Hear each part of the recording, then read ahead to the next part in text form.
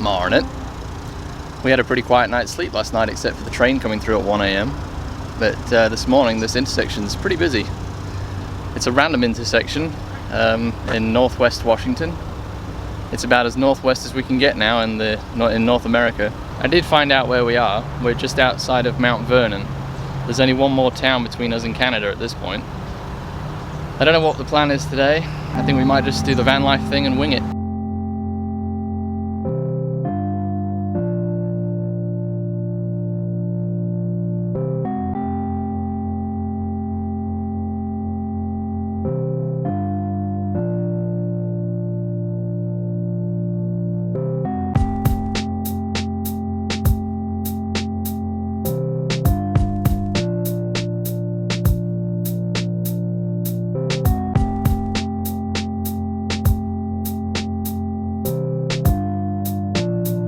We drive through so many of these little towns, and we often say we should come back and do that.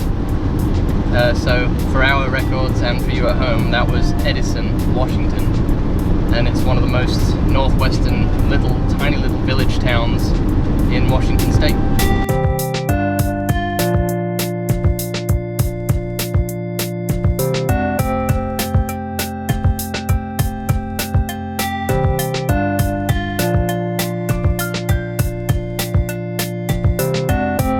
Those little model railways where everything looks like ultra realistic.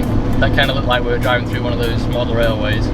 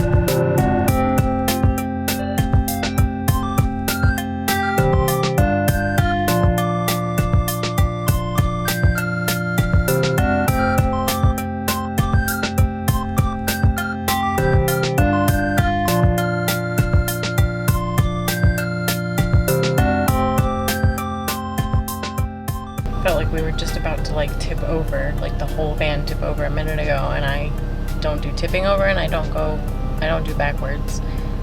That was nuts. So now we're trying to level out the van because we're out a little bit on our little dials over here that tell us when we're level. We're like at a 2, I think. So we're just trying to find something else that we can roll onto to be able to get level. It feels very warm here. I'm very surprised because we're right next to Canada. Like there was a sign that said the border wait times. So we're right next to Canada and it's super hot out. I cannot believe it. Oh, there you are.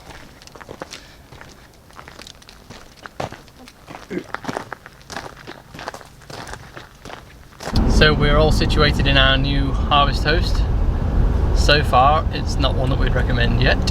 Nobody told us that it was going to be 90 degrees until August here, so we're all sweating really bad, but it's nice to be in the truck in the AC for a bit.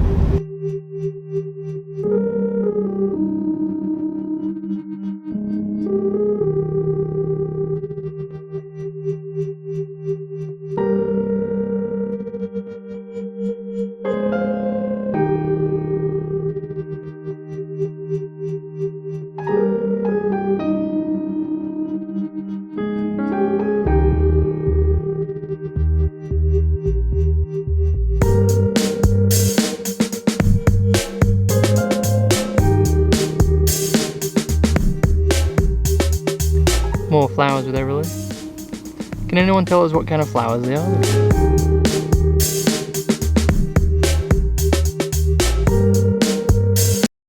So we just finished dinner and it's probably getting on for 9 p.m.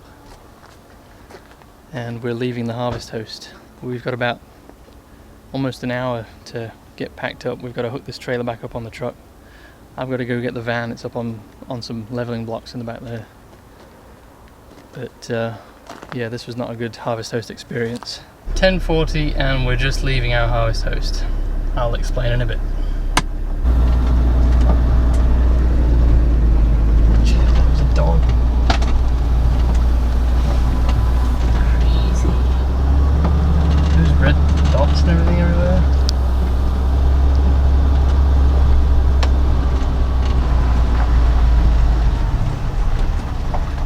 Do we have the church schooly thing in? No. Okay, do you know what it's called? Alright, we're heading to a church. A good old reliable church.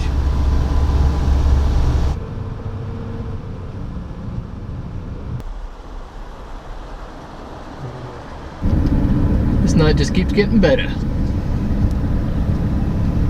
Detour, you have to follow it. Road is closed.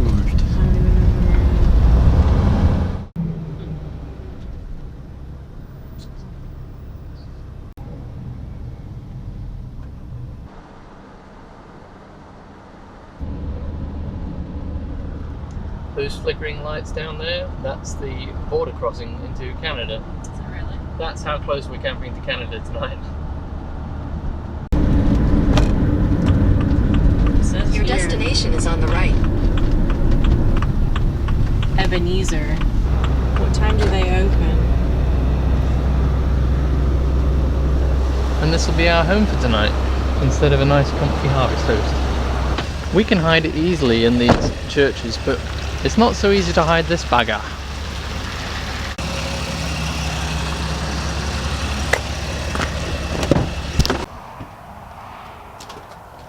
So we found a new home for this evening, hidden in amongst the school buses.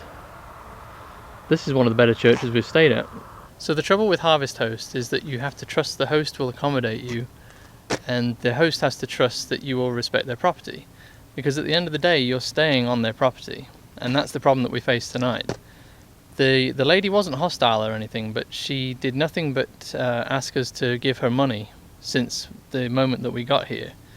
And we gave her a few hours to see if she would cool off, but I think it was almost 10 o'clock when she sent her last message.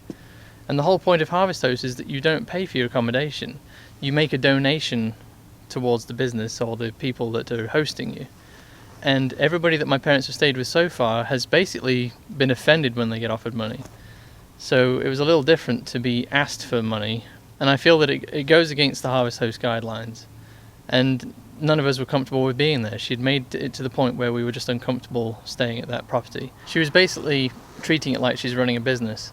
And to be honest, we want to give people money. We want to help them. We want to buy them dinner or take them out or, cook them something. We want to do our part to say thank you for letting us stay on your property. And we've met some amazing people along the way. It's like day and night. The place that we were just staying at with Pat was just the best place we've stayed at, and then this was the worst place we've stayed at. So that's why we ended up leaving at almost 11 o'clock at night. Luckily, when we were checking out the Canadian border earlier, I had scoped this parking lot out, and I could see that there were tall bushes along this side, along the roadside. And there were also school buses back here, and I figured, that gives my parents some options because they can slide in between the school buses or hide behind the trees over there. If it was us, I would have just parked right here. That's the spot that I'd have taken right there. But if you see these lights glistening behind me, that's I believe those lights are in Canada. So that tells you I could almost run to the border down there now. So wake up in the morning, pop over to Canada real quick, and then get on with our day. But right now, we're going to bed. We'll see you tomorrow. Good night.